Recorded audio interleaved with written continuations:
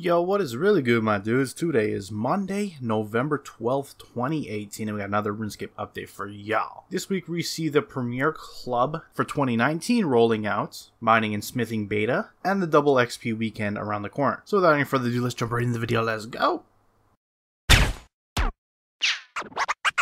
Cats is the illest. What you talking about, Willis? Alright guys, so first off, the Gold Premier Club for next year is already about to kick off November 15th.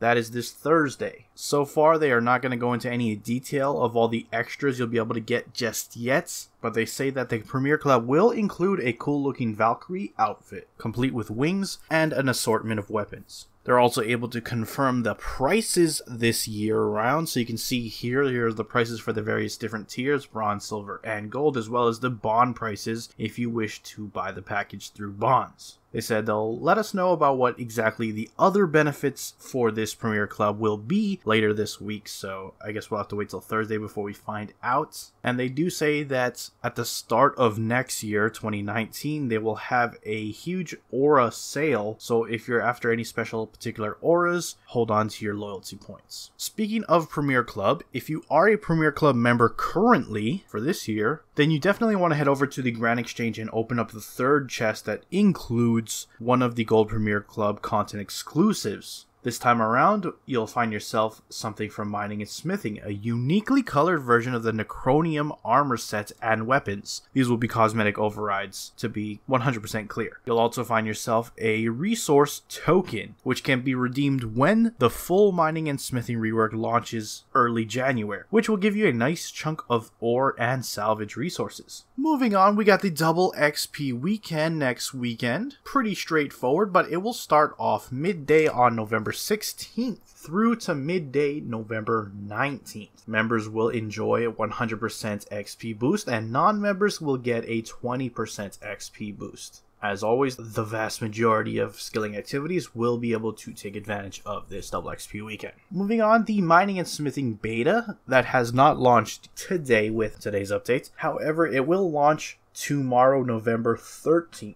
There will be a specific news post on the main page, which will give you a link to the Mining and Smithing Beta, so that's how you're going to access it through that news post. So do check the RuneScape main page for that. Again, that's tomorrow, November 13th.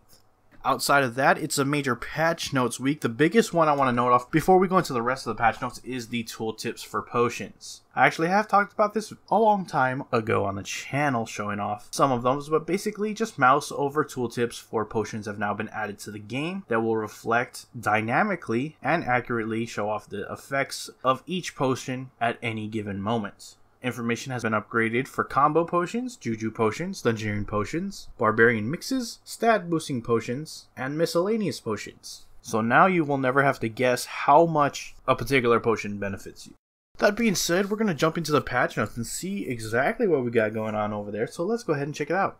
The Dragonstone achievements can now be unlocked when using bolts inside of a quiver. Players that own the full Shaman outfit are now more likely to play as a new familiar in familiarization to complete the A Bit Too Familiar achievement. Panic at the Disco achievement is now correctly marked as members only. The Gnome More I'm Full achievement can now be completed by eating pre-made chalk chips crunchies. The Bury All achievement now specifies in the description that you have to bury/scatter manually rather than being able to use a Bone Crusher or Ectoplasmator. Players with player-owned ports armor that is either broken or stored in a player-owned house will now be able to unlock the relevant achievements. The Treasure Hunter achievement will no longer show as being completed repeatedly upon completing Treasure Trail clues. Players with all heist perks unlocked will now receive the Cops and Robbers achievement as expected. Players that have fully upgraded the Wicked Hood should now receive the All Good achievement as expected. The I Know You Are But What Am I achievements can now be completed on Metallic Dragons. Players that have completed the You're It achievement will no longer be able to complete it again. As I said earlier, potion tooltips have been added, and they do have a toggle option under the game settings more specifically miscellaneous settings, and then you scroll all the way down to the bottom where you'll find tooltip options and you can toggle it off there. They've added a tooltip to the regular jam bag as well. The upgraded version already had one. Rune Metrics no longer takes you away from the app to a website when attempting to upgrade. The only way to upgrade is to purchase with bonds. Fixed an issue with some From Tiny Acorns quest items being unobtainable if lost upon death. Talking to Urist, after losing the dragon, will now correctly reset the stall, allowing the players to steal it again. Parcel's title had a tiny typo and now states Parcel's title when unlocked. And finally, Mage Sticks now has a left click option